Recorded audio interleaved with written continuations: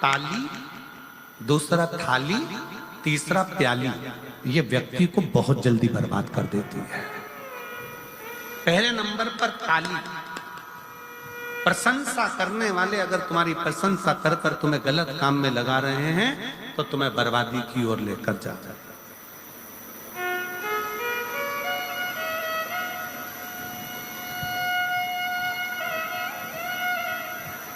प्रशंसा करने वाले अगर तुम्हें प्रशंसा करके धर्म में लगा दे, सत्कर्म में लगा दे, भजन में लगा दे, कीर्तन में लगा दे, कथा में लगा दे, तो समझ लेना कि तुम्हारा कल्याण हो रहा है। और प्रशंसा करने वाले ताली बजाकर प्रशंसा कर कर कर तुम्हें अगर गलत काम में लगा रहे हैं तो वो श्रेष्ठ थाली में। पहले नंबर पर ताली, दूसरे नंबर पर थाली। जिसको घर का भोजन अच्छा ना लग रहा हो और होटल का भोजन अच्छा लग रहा हो, समझ लेना कि धीरे धीरे तुम्हारा बर्बादी का सिरा चालू हो चुका है। घर के भोजन में जो सुख है वो बाहर के भोजन में सुख उत्पन्न नहीं हो सकता। जो घर के भोजन में आनंद है, घर के भोजन में जो सुख है, घर के भोजन में जो आनंद है, वो बाहर के भोजन में प्राप्त नहीं हो सकता।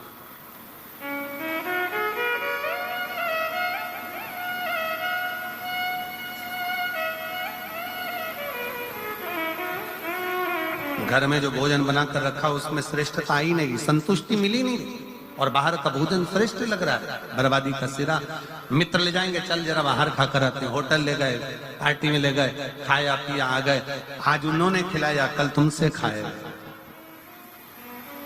फिर है प्याली मित्र, ताली, थाली, जम के बोलो प्याली। ये पीने वाले जो होते हैं ना, तुमको तुम्हारे बच्चों को पहले लेकर जाएंगे, साथ बिठाएंगे, घुमाएंगे, फिराएंगे, रंग ढंग दिखाएंगे, एंजॉय कराएंगे, अपने पैसे से पहले तुम्हें पिलाएंगे, फिर जब तुमको लत लग जाएगी तब तुम्हारे पैसे से वो आप पिएंगे और तुम्हें एक दिन बर्बाद कर कर चौराहे पर बिठा देंगे। ये प्याली, ये बर्बाद। तीनों से बचिए। ताली प्रशंसा करने वालों से भी बचिए, थाली होटल का भोजन कराने वालों से, गलत भोजन कराने वालों से, मांसाहार कराने वालों से, वेश्यावृत्ति कराने वालों से, जुआ खेलने वालों से या अन्य व्यसनों में डूबने वालों से थोड़ा बचा। अगर गलत संगत अगर है तो वो हमें बर्बाद करता है। और कोई कहता है कि गुरुजी हमारे परिवार के लोग ऐसा कर्म कर दिया और वो ऐसा, तो हमारा निवेदन है ऐसा नहीं कि आप परिवार छोड़ दोगे, घर छोड़ दोगे, कुटुंब छोड़ दोगे। आप तो इतना करो ना कि पानी से मिट्टी और मिट्टी से पानी दोनों ही कीचड़ मचा रहे हैं, तो दोनों की दूरी ही श्रेष्ठ है, दोनों की दूरी श्रेष्ठ। आज के जमाने में किसी से कह दो भगवान की कथा सुनो, भजन सुनो, कीर्तन सुनो, मंत्र जाप सुनो, स्मरण करो, भगवान का भजन करो। अभी कोई उम्र है, बुढ़ापे में करेंगे, और मालूम पड़े बुढ़ापे में प्राण निकल गए, उससे पहले निपट गए, तो कोई भरोसा? पहले तो गारंटी भी थी कि 100 में जाओगे, आज के समय में तो खसक के 80 पे आ गए, और 80 में भी अभी कोई भरोसा नहीं है। चलते चलते लड़कियां, एक दुल्हन इंदौर में अपनी शादी में महिला संगीत में नाच रही थी और दुल्हन मर गई।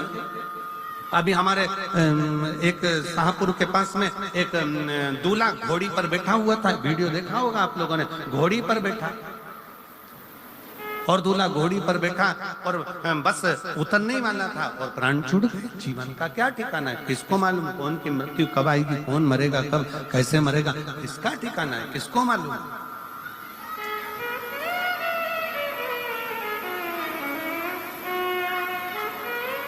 आवाज नहीं आ रही भाई, पीछे आवाज खोलिए। जीवन का क्या ठिकाना है, जीवन का क्या भरोसा।